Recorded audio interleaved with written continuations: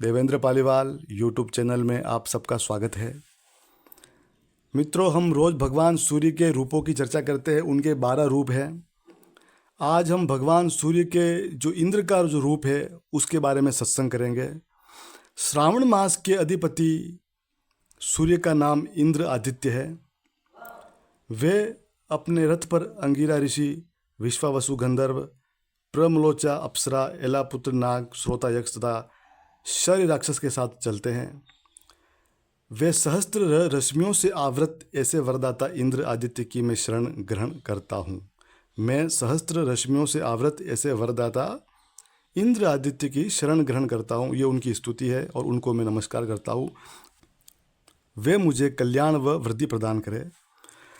इंद्र आदित्य 7000 रश्मियों से तपते हैं तथा उनका वर्ण श्वेत है। भगवान सूर्य का प्रथम लीला विग्रह इंद्र नाम से प्रसिद्ध है। यह देवराज के पद पर आसीन है। यह देवताओं के रक्षक तथा वृष्टि के स्वामी है। वृष्टि से ही संसार का जीवन चलता है। वैदिक काल में इंद्र के निमित्त अनेक यज्ञ होते थे। त्रेता में वानर राज बाली और द्वापर में अर्जुन इन्हीं के अंश से उत्पन्न हुए थे।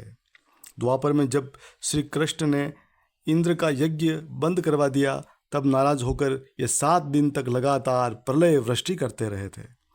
श्री कृष्ण को ग्वाल बालों की कोप से रक्षा करने के लिए गोवर्धन पर्वत को उठाना पड़ा था। ये आप बात को जानते हैं। इन्होंने दीर्घ काल तक ब्रह्मचर्य पूर्वक रहकर ब्रह्मा जी से ब्रह्म ज्ञान प्राप्त किया था। आध्यात्म ज्ञान मानव जगत में इन्हीं की कृपा से आया। हाँ मित्रों, इंद्रदेव की ही कृपा से आध्यात्म ज्ञान मानव के जीवन में आया। इंद्र आदित्य ही आयुर्वेद के आदि उपदेष्टा है। भगवान धन्वंतरी ने इन्हीं से आयुर्वेद का ज्ञान प्राप्त किया था।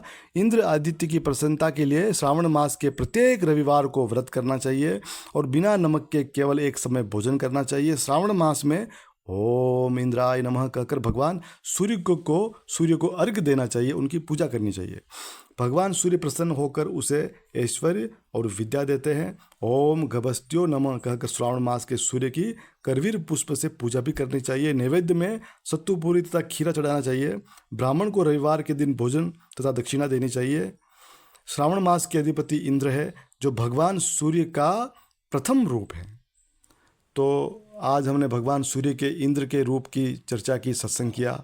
आगे भी हो और भी चर्चा करेंगे कि ईश्वर के क्या क्या रूप है, उनके क्या क्या नाम है। तो हमारे चैनल को आप सब्सक्राइब करें, फॉलो करें और आगे से आगे शेयर करें। नमस्ते।